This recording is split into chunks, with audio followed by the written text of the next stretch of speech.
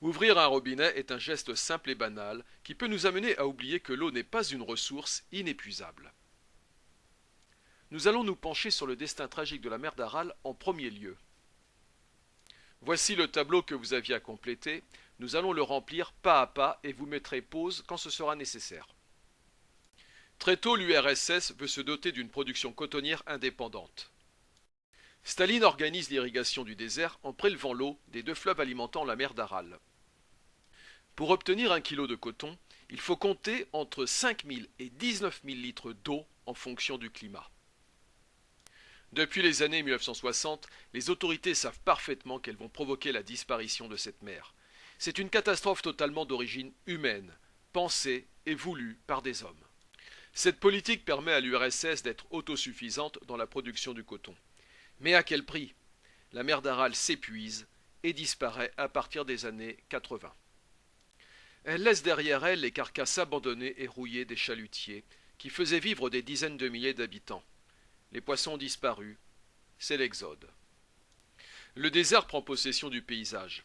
Les vents chargés de sel et de sable stérilisent tout et rendent malade.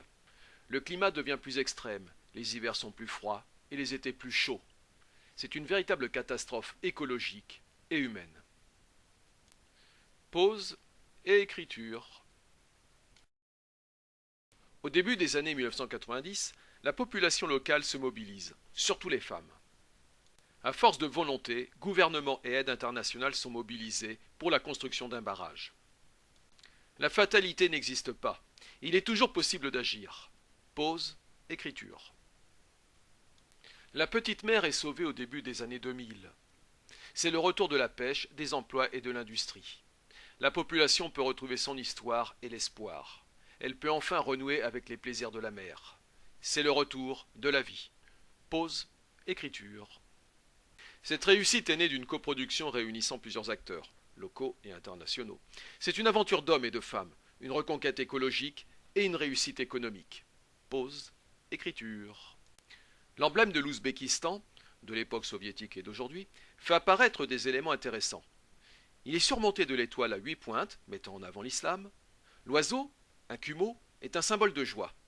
L'importance de l'agriculture est rappelée par le coton et le blé. Les deux fleuves, derrière l'oiseau, sont l'Amou Daria et le Sir Daria qui apportent la prospérité au pays. L'Ouzbékistan est devenu le 6e producteur mondial de coton. Les enjeux économiques sont tels aujourd'hui qu'il semble peu probable qu'un retour à l'antique mer d'Aral soit possible. Les ressources en eau sont naturellement limitées. Leur gestion et leur exploitation ont des conséquences qui ne sont pas négligeables.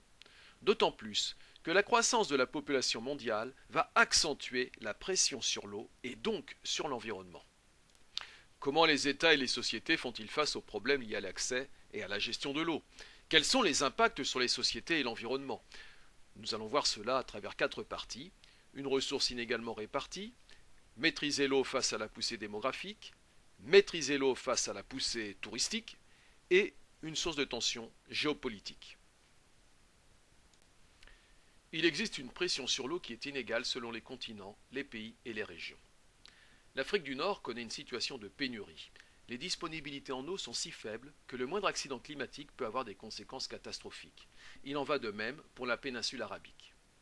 L'Inde, l'Asie centrale, quelques pays d'Europe connaissent une situation de stress hydrique qui est liée à une surexploitation des ressources en eau au regard de leur renouvellement.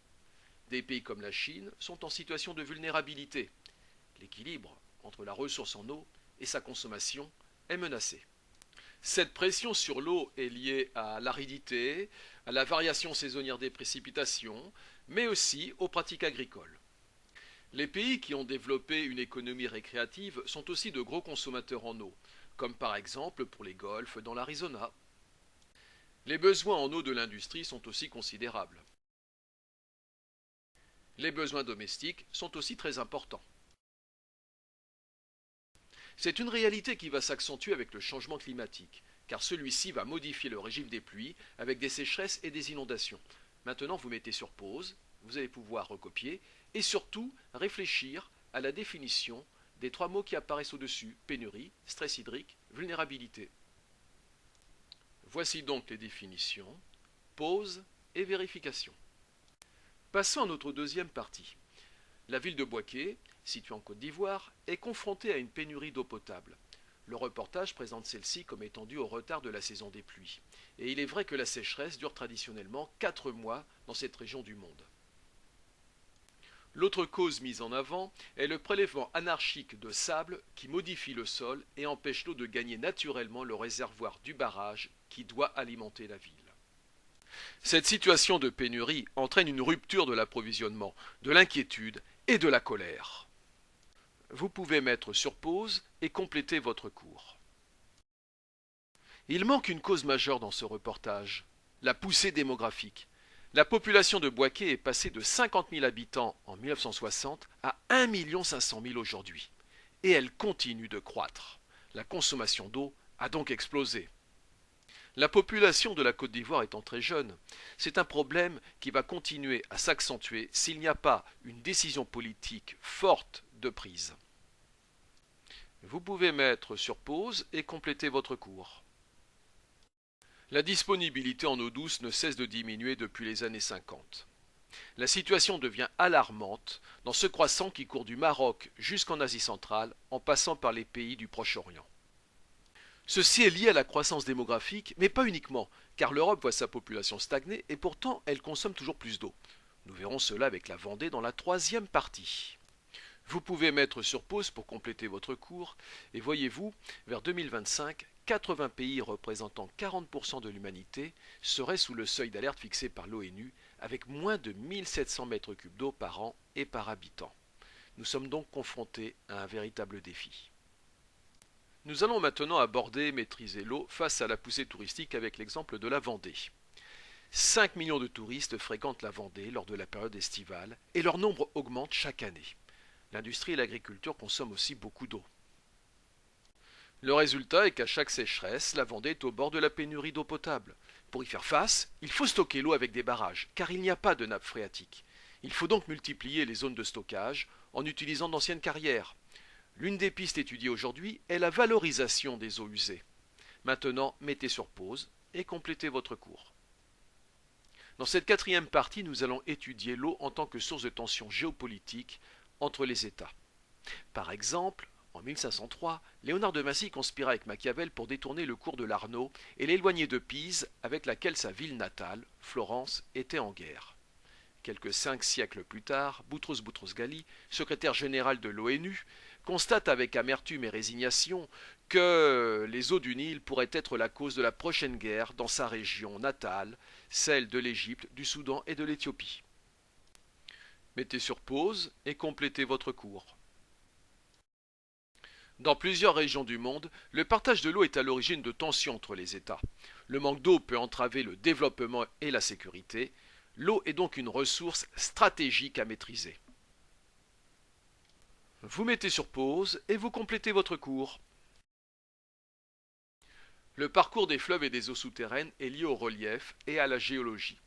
Il ne se soucie pas toujours des frontières, ce qui peut provoquer des guerres ou être à l'origine de celles-ci. En 1997, l'ONU a adopté une convention sur le droit international de l'eau car le partage de celle-ci peut nécessiter une gestion commune afin d'éviter d'en arriver à des conflits armés. Mais peu d'États l'ont signé. Vous mettez sur pause et vous complétez votre cours. Pour conclure, nous pouvons donc dire que la pression sur les ressources en eau va croissante et est un défi majeur dans beaucoup de pays. Les décisions et les activités économiques, ainsi que l'augmentation du nombre d'habitants, fragilisent cette ressource et l'environnement. Il est donc nécessaire d'aller vers une gestion durable de l'eau, d'autant plus que le partage de celle-ci pourrait provoquer des guerres dans les régions sous tension. Vous mettez sur pause et vous achevez votre travail.